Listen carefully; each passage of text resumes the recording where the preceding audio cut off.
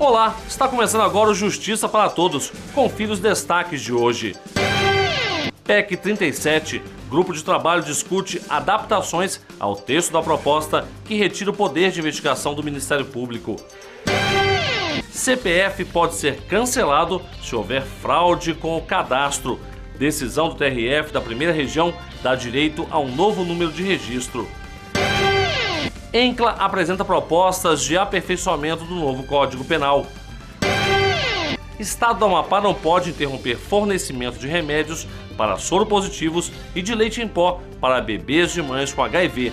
Decisão é do TRF-1. Eu sou Samuel Figueiredo e o Justiça para Todos já está no ar. De um lado, Ministério Público, do outro, policiais. Afinal, quem deve fazer a investigação criminal? De acordo com a proposta de emenda à Constituição número 37, aprovada em comissão especial pela Câmara dos Deputados, cabe apenas à polícia esta tarefa. Acompanhe na reportagem de Daniela Garcia os detalhes sobre essa discussão. Foi no Ministério da Justiça que representantes do Ministério Público, da Justiça, Polícia e parlamentares fizeram a segunda reunião do grupo de trabalho criado pela Câmara dos Deputados. No primeiro encontro, uma questão já havia sido definida. A PEC 37 não deve ser aprovada da forma que está. Até o fim do mês, eles continuam analisando e discutindo possíveis alternativas para a proposta de emenda à Constituição. A proposta inicial aprovada pela comissão da Câmara no fim do ano passado retira poderes do Ministério Público para investigações criminais e deixa essa função somente para a polícia. Depois de muita polêmica, o grupo de trabalho foi formado para debater melhor o assunto e chegar a um consenso. O presidente da Associação Nacional dos Procuradores da República defende a ideia de descartar totalmente a PEC 37 e focar apenas nos pontos que podem ser aprimorados, tanto no que diz respeito à atuação do Ministério Público quanto da polícia. O que nós precisávamos no Brasil é de novos horizontes, e, acima de tudo, de um instrumento de investigação mais hábil, que primeiro sepultasse essa forma fóssil e arcaica de investigação, que é o inquérito, e se o Congresso realmente pensa em algo em prol da cidadania, deveria entregar ao país, na forma de uma lei ordinária, um projeto de lei que desse como balizas para uma investigação criminal vinculante a todos, inclusive a polícia, princípios como a eficiência, a organicidade, a cooperação, a rápida resolução, enfim, um novo instrumento de investigação, novas balizas comprometidos visceralmente com a resolução da criminalidade. Já a polícia tem outro posicionamento a respeito do assunto. Eu acho que a PEC ela vem justamente a tentar delimitar qual seria esse poder de atuação dos Ministérios Públicos, porque não há um regramento em si. Se você verificar tanto no texto constitucional quanto nas legislações inferiores, não está em nenhum momento delineado esse procedimento de investigação. O que talvez esteja sendo agora discutido e o que a gente vai vir a buscar seria justamente quais são esses controles, os meios, porque dentro do sistema legal hoje brasileiro, e como a Constituição Federal Brasileira colocou o assunto, ela já delinea como é feita uma investigação, quem são os atores dessa investigação, só que, a contrário senso, o Ministério Público ele não tem, vamos dizer assim, esse poder de investigar e começou a investigar, só que sem controle, através de procedimentos que estão, inclusive, sendo questionados junto ao Supremo Tribunal Federal. Para o presidente da Associação dos Juízes Federais do Brasil, não deve haver nenhum tipo de concorrência entre o Ministério Público e a polícia, mas sim um complemento à atividade do outro. O Ministério Público deve ter poder de investigação, no entanto, não pode ser, evidentemente, um poder ilimitado. O Ministério Público não pode selecionar, por exemplo, aquilo que vai investigar. E a atuação do Ministério Público não deve ser uma atuação concorrente à atuação da polícia, mas complementar, de forma coordenada, porque o Ministério Público é o titular da ação penal e portanto, qualquer investigação é destinada ao Ministério Público para formar o seu convencimento quanto à denúncia ou não. Nossa posição, portanto, de defesa desse direito do Ministério Público atuar de forma investigativa, porém com balizamento em regras claras que hoje não existem. Não existem regras claras quanto à atuação investigativa do Ministério Público. E veja a seguir, ENCLA apresenta propostas de aperfeiçoamento do novo Código Penal. E ainda nesta edição, mais transparência, sessões do CNJ serão transmitidas pelo YouTube. É daqui a pouco no Justiça para Todos. O cartão Minha Casa Melhor é para quem já tem o Minha Casa Minha Vida do governo federal, poder comprar o que ficou faltando de móvel, eletrodoméstico e pagar menos. Ficou faltando o quê? Uma máquina de lavar. Tipo essa. Isso. R$850. Sabe quanto você ia pagar por aí? Quanto? R$41 em 48 vezes. Com o cartão Minha Casa Melhor, você vai pagar R$20 por mês. É menos que a metade. Casa Nova, que delícia! O que é melhor? Ralação e barriga no tanque, meu amor. Nunca mais.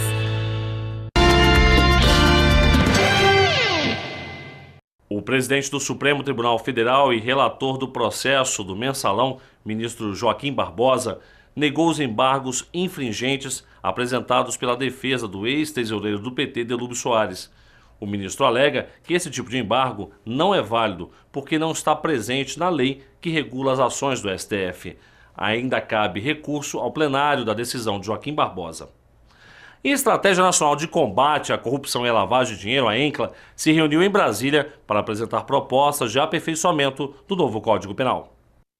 Desta vez, a reunião dos representantes da ENCLA teve como tema central as mudanças do novo Código Penal, assunto previsto na ação número 2, entre as 3 estabelecidas para este ano. O grupo apresentou propostas de aperfeiçoamento no que diz respeito aos crimes de ordem econômica, tributária, financeira e também aqueles contra a administração pública, entre outros. Depois de formalizadas, todas as sugestões devem ser trazidas aqui para o Senado. A Associação dos Juízes Federais do Brasil, que integra a ENCLA, foi representada pelo juiz Marcos Vinícius Lipienski. Ele destacou pontos importantes que foram debatidos no encontro. O que eu posso adiantar que foi debatido agora e que já houve um encaminhamento foi com relação à proposta do CAD, que trata da isonomia de penas entre cartéis privados e o crime relacionado à frustração ao caráter competitivo da licitação,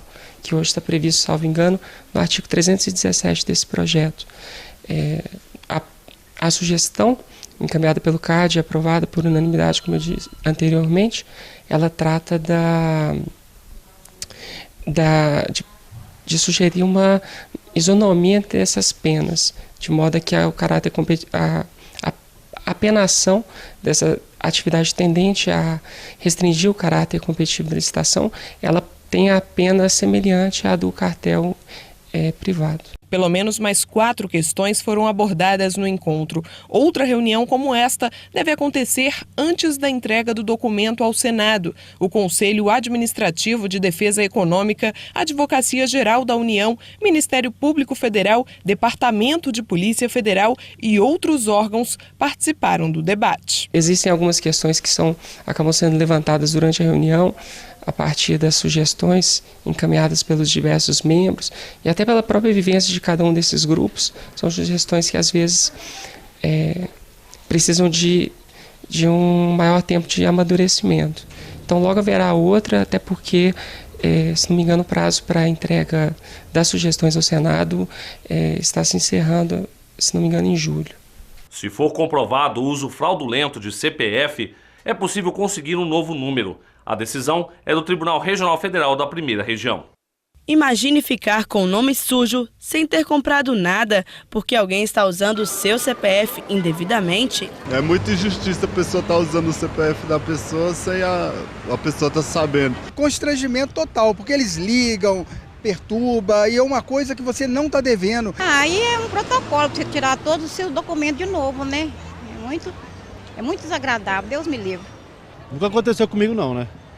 Mas se acontecer, Maria, eu fico louco da cabeça.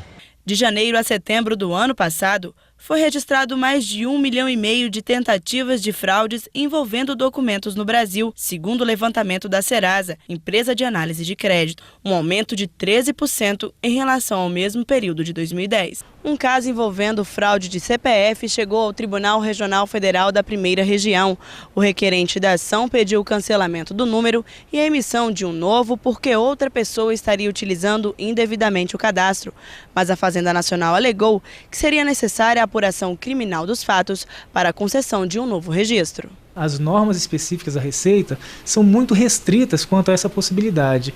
Via de regra, ela admite apenas naqueles casos em que há uma dupla inscrição, ou seja, o sujeito tem 2 inscrições no CPF, ou naqueles casos em que, após o término de um processo criminal, ficar detectada e comprovado por uma sentença criminal transitada em julgado a ocorrência de uma fraude contra aquela pessoa que detém um CPF. O que ocorreu foi que ficou evidenciado que o CPF de um cidadão foi utilizado por um terceiro que residia num outro estado da federação e que inclusive utilizou o nome, o mesmo número de CPF com outro nome para emitir vários cheques sem fundo, o que causou um sério dissabor para aquele que efetivamente era o detentor daquela inscrição do CPF. Ao analisar o recurso, o relator do caso afirmou que ficou comprovado que o número havia sido fraudado. Além disso, Márcio Coelho explicou que esperar a finalização do processo criminal iria trazer mais danos ao requerente.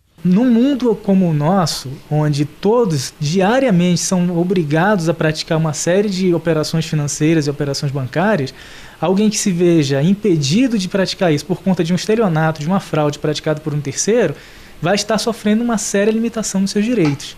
Então é preciso garantir a essa pessoa, sim, a possibilidade de reaver, de retomar a sua vida normalmente. Então, me parece que é papel do judiciário, papel do Estado em sentido amplo, garantir essa pessoa que recobre sua paz de espírito e possa novamente praticar os atos da vida civil. Mas segundo o juiz federal, para emitir outro número de cadastro de pessoa física, é preciso que cada caso seja analisado separadamente. Uma vez que a Receita não admite que antes do término de um processo criminal possa ser cancelado o CPF, o único recurso de que essas pessoas podem lançar mão é a via judicial. Então a pessoa tem que se cercar das provas que ela dispõe, as provas testemunhais e principalmente as provas documentais que demonstrem que não foi ela quem efetuou aqueles negócios e sim um terceiro, e entrar na justiça.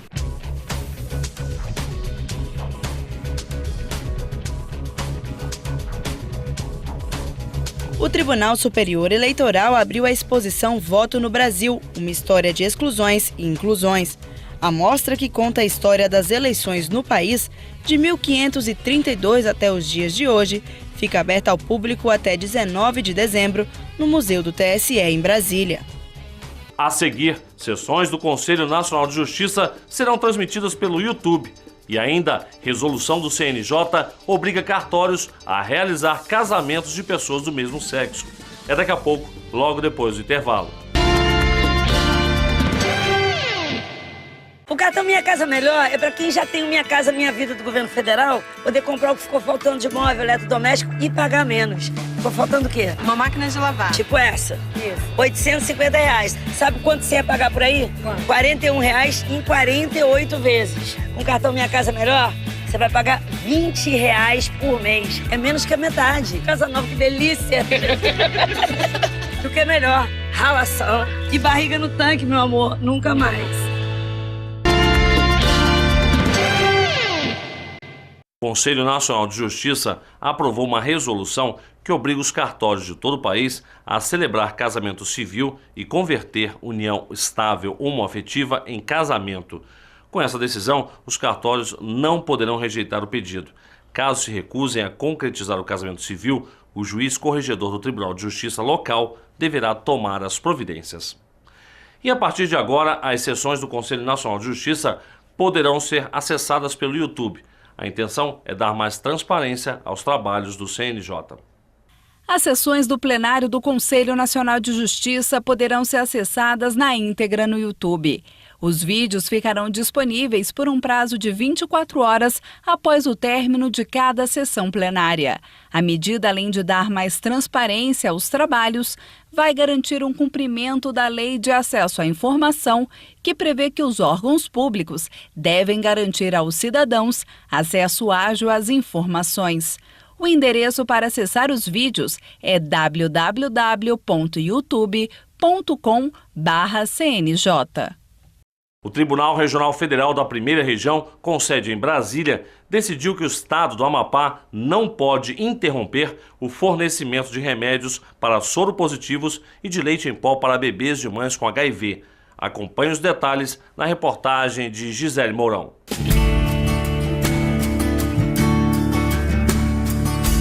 Amamentar. Essa prática é tida como uma das mais importantes para o bebê.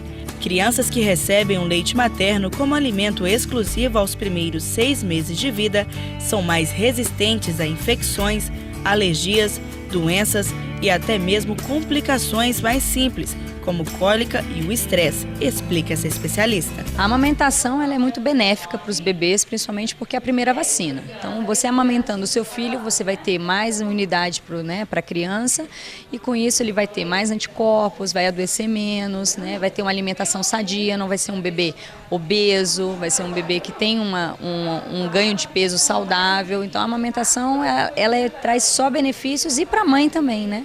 A mãe ela vai poder ter um gasto energético maior, vai voltar a sua condição física anterior também, porque você vai ter uma energia que vai ser gasta durante a amamentação. Além disso, o contato com a mãe faz com que o bebê se sinta mais seguro e tranquilo. É uma fusão que tem de sentimentos, de sensações e é muito, muito gostoso. Não dói, não tem problema nenhum e assim, é uma sensação única ver o rostinho do bebê te olhando, assim, satisfeito, acabou de mamar, já dorme. É muito gostoso, eu recomendo para todo mundo. Mas em alguns casos, a mãe não pode amamentar os filhos, como por exemplo, quando é portadora do vírus HIV. O leite materno, ele transmite muito a doença, então o vírus ele fica muito nas secreções, né? Tanto secreção vaginal quanto o leite também, e sangue, qualquer tipo de líquido, né? E ela, amamentando, a chance de ela transmitir para o seu filho é muito grande. Desde o início da epidemia, em 1980, até junho do ano passado, o Brasil registrou mais de 650 mil casos de AIDS, de acordo com o último boletim epidemiológico do Ministério da Saúde. O número de casos é maior nos homens, mas existe atualmente um aumento de mulheres infectadas pela doença. A transmissão do vírus acontece quando a pessoa mantém relação sexual sem o uso do preservativo com alguém infectado, compartilha a mesma agulha ou seringa não esterilizados, recebe transfusão de sangue de um doador infectado ou de mãe para filho, na maioria das vezes por meio do leite materno. Visando uma política de saúde pública, o Brasil distribui gratuitamente desde 1996 o coquetel anti-AIDS nas redes de saúde. Além disso, testes rápidos são disponibilizados para as pessoas que tiveram relação sexual sem segurança. Para as mães infectadas pela doença, o governo cede o leite em pó como alimento para os bebês. É uma questão de saúde pública mesmo, porque a Constituição garante, o direito à saúde. A Constituição de 88 garantiu o direito à saúde como um direito fundamental, pelo princípio da dignidade da pessoa humana. Então, se era um direito à saúde um direito fundamental, e o HIV sendo uma doença que, se não tratada, leva a pessoa à morte, o Brasil teve que tomar providência para cuidar, porque na década de 90 as pessoas morriam, Hoje dificilmente alguém morre, de AIDS, porque existe essa política e acho que quase em todos os estados as pessoas recebem adequadamente os medicamentos. De acordo com a jurisprudência do Superior Tribunal de Justiça, é obrigação da União, Estados-membros e municípios garantir o acesso à medicação para pessoas que necessitem do Sistema Único de Saúde, o SUS. Já é patente nos tribunais de que a responsabilidade é solidária dos estados, dos municípios e da União. Então, os três conjuntamente devem cuidar da saúde. E foi com base no entendimento do STJ e na lei do SUS que o Tribunal Regional Federal da Primeira Região decidiu que o estado do Amapá deve fornecer gratuitamente os medicamentos necessários ao tratamento do vírus HIV e das doenças oportunistas a todos que necessitam.